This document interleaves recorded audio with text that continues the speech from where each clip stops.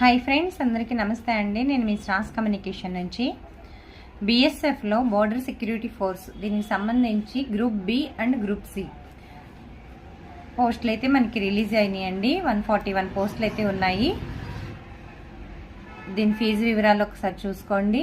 ఒకసారి అదేవిధంగా starting applications అయితే మనకి 19th 5 అని పెట్టారు. ఈ రోజు నుంచి అయితే అప్లికేషన్లు ఓపెన్ అయినాయి. 21st నుంచి లాస్ట్ అప్లికేషన్స్ డేట్ 17/6 వరకు ఉంది.